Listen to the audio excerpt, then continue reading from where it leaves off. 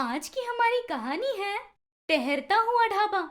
अंगूरी 4 दिनों से किसी से बात किए बिना ऐसे ही चुप बैठी थी। सासू माँ ने भी एक दिन देखा, 2 दिन देखा और फिर तीसरे दिन से रसोई घर में स्वयं ही जाकर काम कर रही थी। उतने में अंगूरी के ससुर आकर उनकी पत्नी से ऐसे कहते हैं। क्या हुआ कांता, रसोई तुम बना रही हो? बहू की तबीयत वगैरह खराब है क्या? 4 दिन से एकदम डल बैठी है वो। ऐसे कहते ही कांता गुस्सा करते हुए ऐसे कहती है। क्या पता जी, उसकी तबीयत खराब है या मन खराब है, मुझे बताएगी तो पता चलेगा ना। 4 दिनों से मुंह बिगाड़ कर बैठी है वो, पूछने पर भी नहीं बता रही। इसलिए वो पागलपन जब खत्म होगा तब आएगी सोचकर ही मैं ही सारा काम कर रही हूँ। उसे भूख नहीं लगी है मतलब घर में सभी लोग भूखे रहेंगे। ऐसे कहती है। और उस दिन शाम को बेटे के आने के बाद ससुर जी बेटे से ऐसे कहते हैं। अरे बेटा, तुम में और बहू में कोई झगड़ा हुआ है क्या? 4 दिन से वो लड़की कुछ भी बोले बिना ऐसे ही उदास बैठी है। घर का माहौल बिगड़ गया है। क्या हुआ है बता। पापा, एक छोटी सी बात हुई है, छोड़ दीजिए। उसकी बचकानी हरकतों से वाकिफ हो ना आप, उस पर ध्यान मत दीजिए। ऐसे कहते ही माँ बाहर आकर उससे ऐसे कहती है। यही इन घमंडी बातों को छोड़ दे तू। पापा पूछ रहे हैं तो बोल सकता है ना तू। तेरा क्या, सुबह जाता है और रात को आता है। इस दौरान उस लड़की को ऐसे उदास देखा नहीं जा रहा हमसे। किस बात पर झगड़ा हुआ है बता। उतने में वहाँ पर अंगूरी आकर ऐसे कहती है।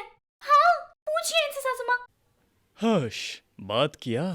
आओ बेटी, क्या समस्या हो गई है तुम दोनों के बीच? बड़े हैं, हमें बताना चाहिए ना। क्या बताऊँ ससुर जी, जो बोलती हूँ ऐसी बचकानी हरकतें कहकर मुझे इग्नोर करेंगे तो। छोटी नहीं हो तो तुम क्या बुढ़ी हो गई हो? ठीक है, एक और बार पूछने की ताकत नहीं है। क्या बात है, दोनों में से एक बता दो। अरे कोई बात नहीं है माँ, गर्मी का मौसम खत्म होकर बारिश आई ना, तुम्हारी बहू को कहीं पर फॉरेस्ट एरिया या हिल स्टेशन, टूरिस्ट स्पॉट या फिर वेकेशन पर जाना है। नहीं हो सकता चुपचाप बैठना, ऐसा कहा, इसीलिए टांडव कर रही है। बोला ना माँ, बचकानी हरकतें। देखिए, अगली बार बचकानी हरकतें कहा तो शांत नहीं रहूंगी, कह देती हूँ। क्या कर लोगी तुम? सासू माँ, देखिए ना इन्हें। ए कुमार, जरा शांत होगा तू। लड़की नहीं रे, अब मैं बोल रही हूँ। मुझे भी ऐसे ही जगह पर जाकर घूम कर आना है। मुझे भी नहीं जाने देगा।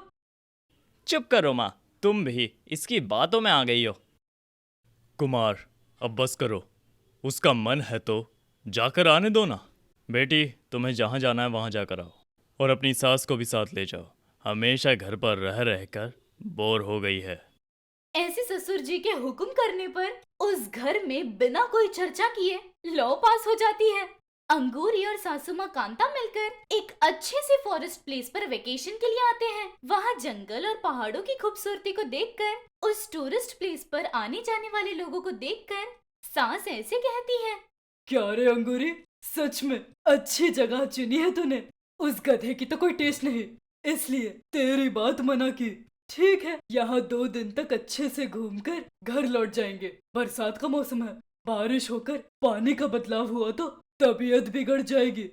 ऐसे कांता के कहते ही अच्छे से 2 दिनों तक टूरिस्ट स्पॉट पे घूमकर बहुत एंजॉय करने के बाद एक दिन एक होटल में नाश्ता करने जाते हैं। वहाँ के सारे आइटम्स को ऑर्डर करते हैं। उस पर उस होटल में काम करने वाला लड़का खाना ले आकर वहाँ रखता है। वो इतना गर्म नहीं था, ऊपर से कच्चा पक्का होने की वजह से अंगूरी ऐसे कहती है। ओ भैया, ऐसे क्यों है ये आइटम्स? वो ऐसे ही बनते हैं। वैसे भी आप यहाँ खाने आई हैं या नेचर को एंजॉय करने आई हैं? मतलब क्या है तेरा? यहाँ देखने के लिए आए हैं इसलिए? तू जो खाने देगा वो खा लेंगे हम। जा, ओनर को बुला ला। ऐसे कहते ही उनका ओनर आता है। उनसे ऐसे कहता है। देखिए मैडम, यहाँ आने वाले लोग खाने के पीछे इतना ध्यान नहीं देते, इसलिए हम हड़बड़ाहट में लोगों को समय पर देना है ऐसे बनाते हैं। वो कभी कभी ऐसे कच्चे रह जाते हैं, इसीलिए हमारे पास ही नहीं, ऐसे टूरिस्ट स्पॉट पर कहीं पर भी चले जाओ, आप टेस्ट को मत ढूंढिएगा। कितना खाया, नेचर को एंजॉय करने जैसे रहेंगे तो आपका वेकेशन बहुत अच्छा गुजरेगा। ऐसे उनके सलाह देने पर वहाँ पर आर्ग्यूमेंट या बात करने के लिए भी कोई चांस ना होने के कारण सास बहू दोनों चली जाती है वहाँ से। तब अंगूरी जब अपने रूम में बैठी थी तब सास से ऐसे कहती है, सासू माँ, कोई भी ऐसे स्थान पर आने के बाद सिर्फ आंखों की खुशी देखकर ही खुश होते हैं या पेट की खुशी नहीं मिली इसलिए उदास होते हैं? किसी को भी पहले अच्छा खाना खाने के बाद ही कुछ अच्छा सा देखने का मन करता है ना? तो फिर वो क्या हमें नई सी फिलॉसफी सिखा रहा था?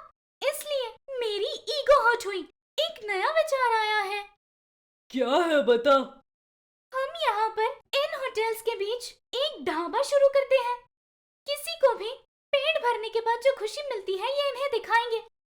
अरे अरे, तू ना शेख चिल्ली बनने की कोशिश मत कर। हमारा गांव नहीं है ढाबा होटल शुरू करने के लिए। अरे होटल नहीं सासू माँ, ढाबा। हाँ हाँ, हम क्यों शुरू करें? और यहाँ पर क्यों सासू माँ, हम इसी देश के हैं ना, यहाँ कहीं भी जा सकते हैं, कैसे भी जी सकते हैं, वो हमारा जन्मसिद्ध अधिकार है। ऐसे शुरू करके अंगूरी ऐसे सासू माँ का ब्रेन वॉश कर देती है। उस पर सासू माँ भी बहू को उस गांव में ढाबा खोलना मंजूर नहीं ऐसे कह ना पाकर चुप रहती है एकदम। और उसके बाद बहुत ही कम समय में उस टूरिस्ट स्पॉट में 2-3 होटल्स के बीच के खाली प्लेस में एक ढाबा शुरू करती है अंगूरी। शुरू करने वाले दिन ही जोरदार बारिश होती है। तब सासू माँ खुश होकर ऐसे कहती है, अरे अंगूरी, हमारे ढाबे का व्यापार शुरू करते हैं ऐसे बारिश गिरना बहुत अच्छी बात है। अब व्यापार आसमान छुएगा। मुझे पता है सासू माँ, अब से देखिएगा लोगों को यहाँ नेत्र आनंद ही नहीं पेट का आनंद भी मिलेगा। ऐसे अंगूरी कहती है।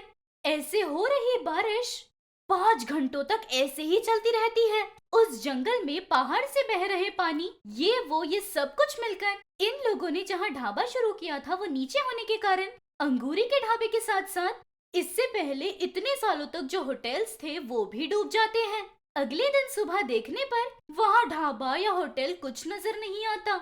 एरिया एकदम नदी बन जाती है। तब इन्होंने जिस ओनर से झगड़ा किया था वो वहाँ आकर ऐसे कहता है, क्या हुआ? मुझे चैलेंज देकर बड़ा बिल्डअप कर कर यहाँ पर जो पहले से मौजूद थे उनके कंपटीशन में ढाबा रखा। क्या हुआ? वो एरिया एक वक्त पर बहुत बड़ी नदी थी। ठीक तरह बारिश ना होने के कारण वहाँ पानी नहीं जमा। अभी देखो उस एरिया का हालत। तुम जैसे 1.5 जाने ही वहाँ पर व्यापार करने वाले लोग हैं। ऐसे हंसने लग जाता है और अंगूरी को कुछ बोलने का मौका ही नहीं छोड़ता। इसलिए वो अपमान के भार से रात भर उसे नींद नहीं लगती। बहू की उदासी देखकर सासू माँ ना जाने कब सो जाती है, उन्हें पता चले बिना सो जाती है। सुबह उठकर देखते ही अंगूरी वहाँ नहीं थी। तब कांता ऐसे सोचती है, कहाँ चली गई ये लड़की इतनी सुबह सुबह ठंडी में? ऐसे सोचकर बाहर देखने पर कल वे लोगों ने जहाँ ढाबा शुरू किया था वहाँ नदी बनने के कारण उस नदी पर कुछ पानी के ड्रम्स को लकड़ियों की मदद से बांधकर उस पर सपोर्ट लगाकर फिर से टेंट लगा देती है अंगूरी। उतने में वहाँ पर झगड़ा करने वाला होटल का ओनर वहाँ आकर ऐसे कहता है, क्या हुआ? ढाबे का व्यापार डूब गया है इसलिए यहाँ बोट शिकार की तैयारी, फ्लोटिंग पार्टीज इवेंट्स करके जीने का सोच रही हो? ड्रम और लकड़ियों की मदद से बांध रही हो? क्या जरूरत है? ये जगह देखकर जाने आई होगी ना?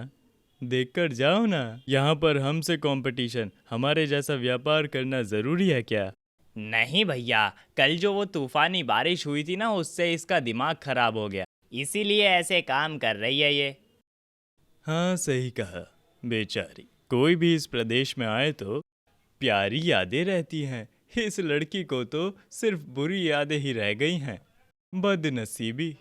ऐसे अंगूरी का अपमान करके उसके बाद उस पर दया खाकर वहाँ से चले जाते हैं। उतने में वहाँ पर सांस आकर ऐसे कहती है, क्या रे, कल जो हुआ काफी नहीं? फिर क्या कर रही है?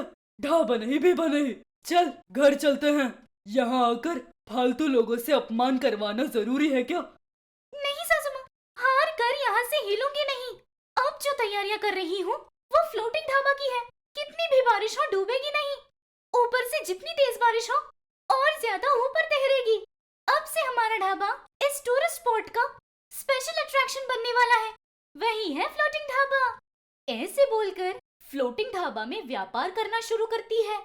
उस प्रदेश को देखने आए लोगों को फ्लोटिंग ढाबा स्पेशल दिखने के कारण उनका उसमें जाना, वहाँ खाने के पदार्थ भी स्वादिष्ट और स्वच्छ होने के कारण बहुत ही कम समय में अंगूरी का फ्लोटिंग ढाबा बहुत ही ज्यादा ऊंचाइयां छूता है। वहाँ पर सारे फालतू होटल्स बंद होने के कगार पर आ जाते हैं। तभी झगड़ा करने वाला होटल का ओनर आकर ऐसे कहता है, देखो, तुमसे अनाप शनाप कहने के लिए मैं अभी बहुत शर्मिंदा हूँ। मैंने शब्दों से अपमान किया तो उसी अपमान को अपनी हिम्मत बनाकर जो चाहिए था वो हासिल किया। तुम्हारी प्रेरणा से अब से हम लोग भी टूरिस्ट को अच्छा खाना ही देंगे। खूबसूरत प्रदेश में आने वाले लोगों को ये यात्रा उनके लिए खूबसूरत अनुभव ही रहने देंगे। ऐसे कहता है। और तब अंगूरी ऐसे कहती है, देखिए चाचा, व्यापार का मतलब सिर्फ लाभ नहीं, पैसे देने वालों का हमारे ऊपर भरोसा है। ऐसे ही पैसे देने वाले को भरोसा देना चाहिए ना, मतलब लिए हुए पैसों से स्वादिष्ट पौष्टिक खाना देना चाहिए ना।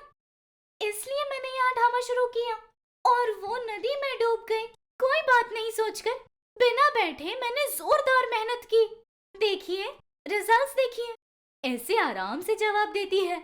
और उसके बाद अंगूरी के फ्लोटिंग ढाबा हिट से वहाँ इतने सालों तक अहंकार और स्वार्थ से आंखें बंद करके व्यापार करने वाले लोगों की आंखें खुलती है। और उस नई जगह पर भी हमारी अंगूरी के फ्लोटिंग ढाबे का व्यापार बहुत ऊंचाइयां छूता है।